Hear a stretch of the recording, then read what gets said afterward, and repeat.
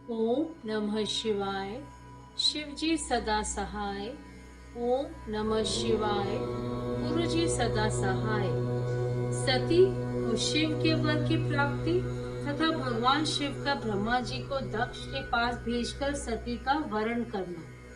ब्रह्मा जी कहते हैं, मुने, उधर सती ने अश्विन मास के शुक्ल पक्ष की अष्टमी तिथि को उपवास करके भक्ति भाव से सर्वेश्वर शिव का पूजन किया।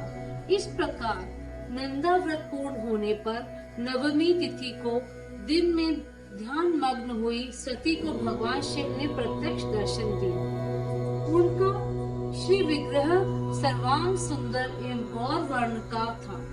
उनके 5 मुख थे और प्रत्येक मुख में 3-3 नेत्र थे। भाल देश में चंद्रमा शोभा दे रहा था। उनका चित्त प्रसन्न था और कंठ में नील चिन्ह दृष्टि गोचर होता था। उनके 4 भुजाएं थी। उन्होंने हाथ में त्रिशूल, ब्रह्म कपाल, वर तथा अभय धारण कर रखे थे। भस्मय अंगराग से उनका सारा शरीर उद्दासित हो रहा था। गंगा जी उनके मस्तक की शोभा बढ़ा रही थी। उनके सभी अंग बड़े मनोहर थे। वे महान लावण्य के धाम जान पड़ते थे। उनके मुख करोड़ों चंद्रमाओं के समान प्रकाशमान एवं आह्लादजनक थी। उनकी अंगी कांति करोड़ों कामदेवों की तिरस्कृत कर रही थी तथा उनकी आकृति स्त्रियों के लिए सर्वथा ही प्रिय थी। सती ने ऐसे सौंदर्य माधुर्य से युक्त प्रभु महादेव जी को प्रत्यक्ष देखकर उनके चरणों की वंदना की। उस समय उनका मुख लज्जा से झुका हुआ था। तपस्या की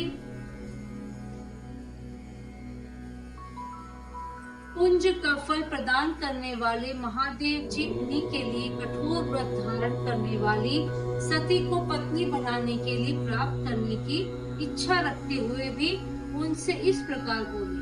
महादेव जी ने कहा, उत्तम व्रत का पालन करने वाली दक्ष नंदिनी, मैं तुम्हारे इस व्रत से बहुत प्रसन्न हूँ। इसीलिए कोई वर मांगो। तुम्हारे मन को जो अभीष्ट होगा वही वर मैं तुम्हें दूंगा। ब्रह्मा जी कहते हैं, मुने, जगदीश्वर महादेव जी यद्यपि सती के मनोभाव को जानते थे तो भी उनकी बात सुनने के लिए बोले, कोई वर मांगो। परंतु सती लज्जा के अधीन हो गई थी। इसीलिए उनके हृदय में जो बात थी उसे वे स्पष्ट शब्दों में कह न सके। उनका जो अभीष्ट मनोरथ था वह लज्जा से आच्छादित हो गया।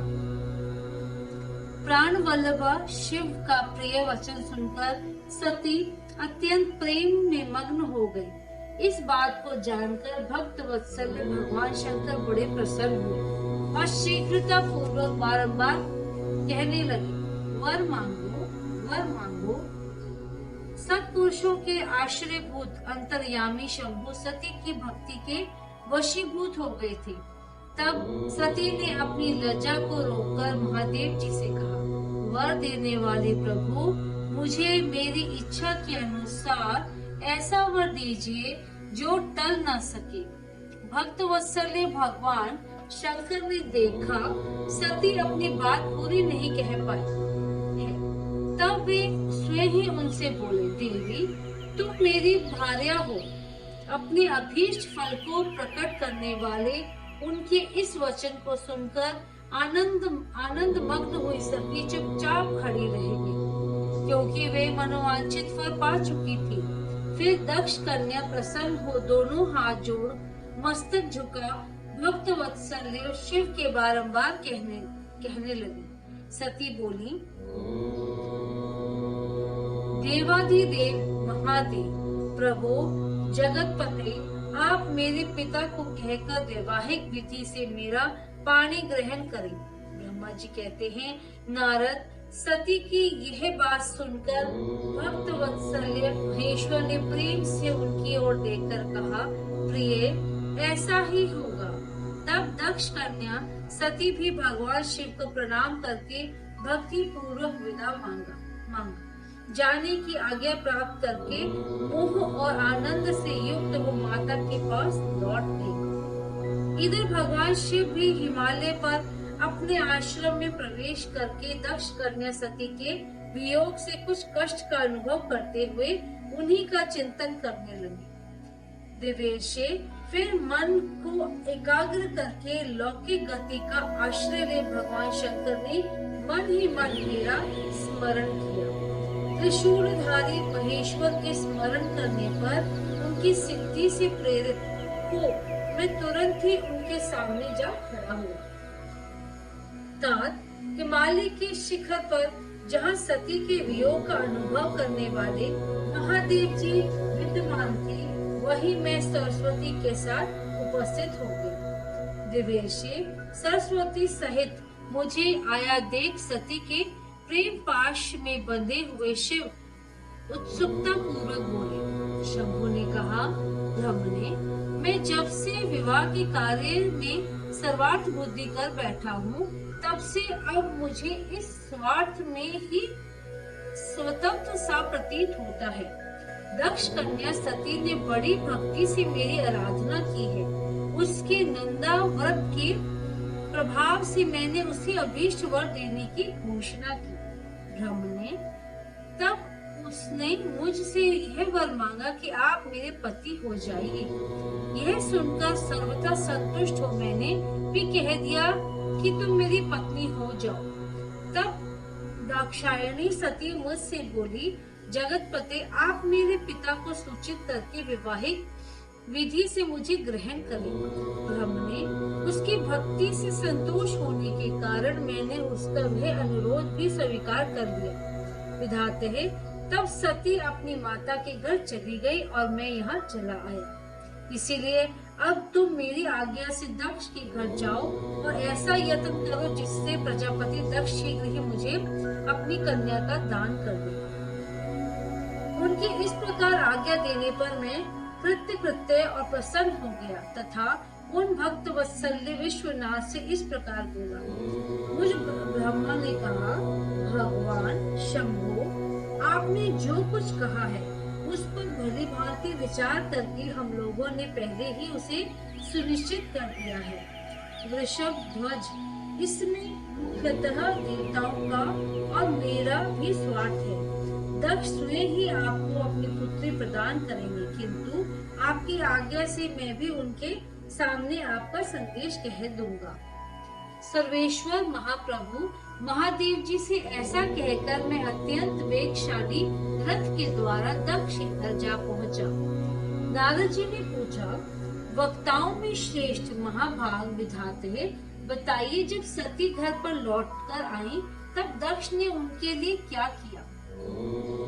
ब्रह्मा जी ने कहा, तपस्या करके मनोवांछित वर पाकर सती जब घर को लौट गई, तब वहाँ उन्होंने माता पिता को प्रणाम किया। सती ने अपने सखी के द्वारा माता पिता को तपस्या संबंधी सब समाचार कहलवाया। सखी ने यह भी सूचित किया कि सती को महेश्वर से वर की प्राप्ति हुई है। वे सती की भक्ति से बहुत संतुष्ट हुए हैं। सखी के मुख से सारा वृतांत सुनकर माता पिता को बड़ा आनंद प्राप्त हुआ और उन्होंने महान उत्सव किया। उदार चेता दक्ष और महामनस्विनी वीरणी ने ब्राह्मणों को उनकी इच्छा के अनुसार द्रव्य दिया तथा अन्याय ने अंधों और दीनों को भी धन बांटा। प्रसन्नता बढ़ाने वाले अपनी पुत्री को हृदय से लगाकर माता वीरणी ने उसका मस्तक सूंघा और आनंद मग्न होकर उसकी बारंबार प्रशंसा की।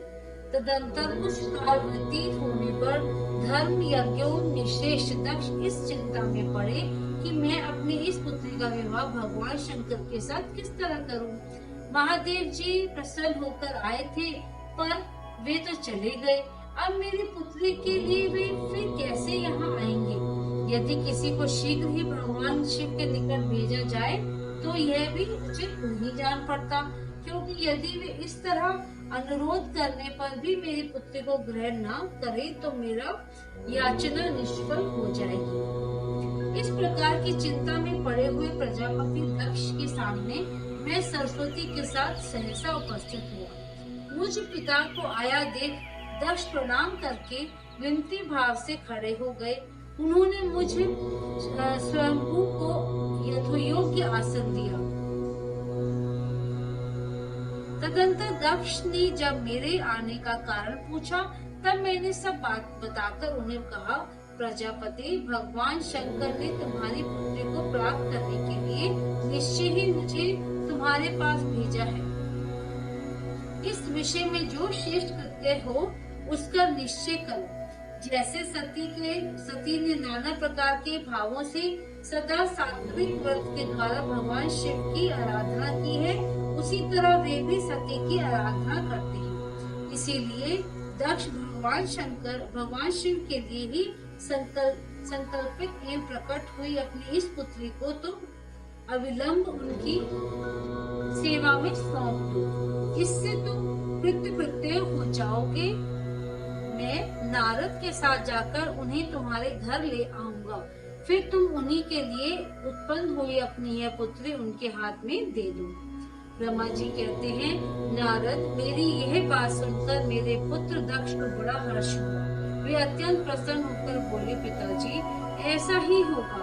मुने, तब मैं अत्यंत हर्षित वहाँ से उस स्थान को लौटा जहाँ लोक कल्याण में तत्पर रहने वाले भगवान शिव बड़ी उत्सुकता से मेरी प्रतीक्षा कर रहे थे। नारद, मेरे लौट आने पर स्त्री और पुत्री सहित प्रजापति दक्ष भी पूर्ण काम हो गए। वे इतने संतुष्ट हुए मानो अमृत पीकर पिघल गए। अध्याय 17वां समाप्त।